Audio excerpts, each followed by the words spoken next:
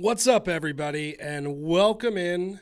Today we are talking about Hawthorne Manor, the lovely Hawthorne Manor. We've got some questions about where we can find it, and we want to help with those. So first and foremost, you can find it in two places, Daily 9 and Contest. Let's give this baby a spin. Obviously, we threw Hawthorne into the mix. Draw it. Come on.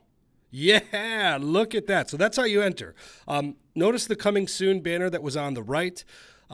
We have more Hawthorne coming. We've got the back nine coming in the next couple of weeks, probably before Thanksgiving. We got a ton of stuff coming. I'll talk about that a little bit.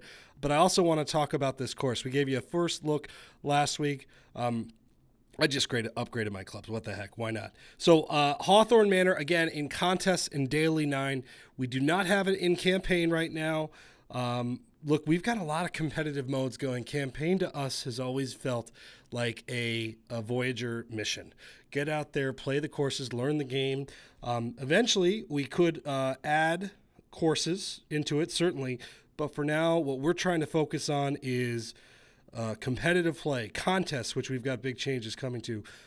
We've got Friends, head-to-head mode coming next year. We've got all sorts of stuff coming that really highlights what we think is the focal point of Golden Tee, and that's the competition. So right now, Hawthorne Front 9 is in contests and the Daily 9, and the back 9 should be coming soon. So first and foremost, look at that statue. Looks amazing. This course looks amazing. I think one of the very nuanced differences about this course is the subtle elevation. I think there's kind of these, especially the par threes on this front, there's some interesting moments where there's some drops, there's some raises. It makes spin and using the right distance and or golf balls crucial. So keep an eye on for that. So even like some of these more straightforward par threes, I think can be a little bit tricky at times, especially if you're in between clubs. And certainly the other thing that separates this, I'm going to use a Golden Tee to kind of move out of the way there, get a little bit more distance, is these brick walls. And what I mean, I've called them brick, I've called them rock. They're brick enough, right? I was playing the other day in a contest, and I got stuck behind that puppy, and it was not great for me. So I'm gonna try and go around, hopefully not overcut this thing, and that was actually a decent shot. Elevation wise, if you use a high tee with a higher lofted club, you might be able to get there. Is that too? Can I get the chipper up that little mound?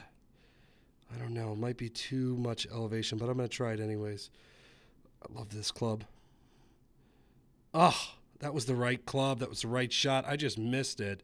Go get the chipper if you haven't already. And now I'm on tilt for missing it, so I missed again. Not great. Could have been an eagle. Instead, it's a par.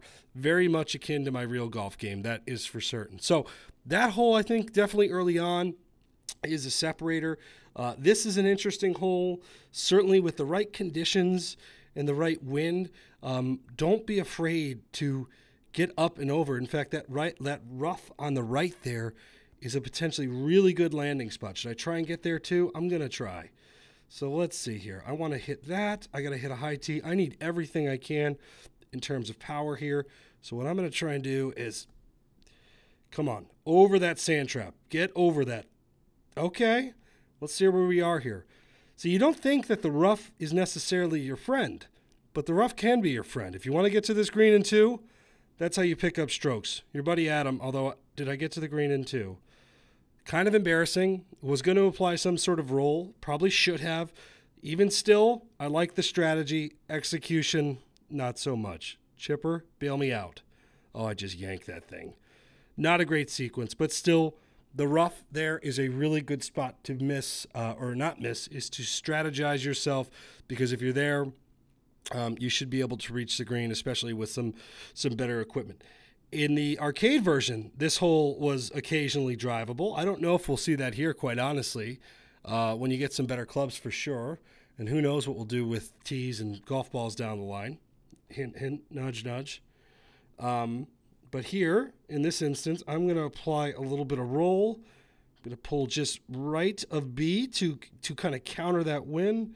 Hit it straight. Well, that wind's got that. That was high up in there. Well, acceptable shot. Useful shot.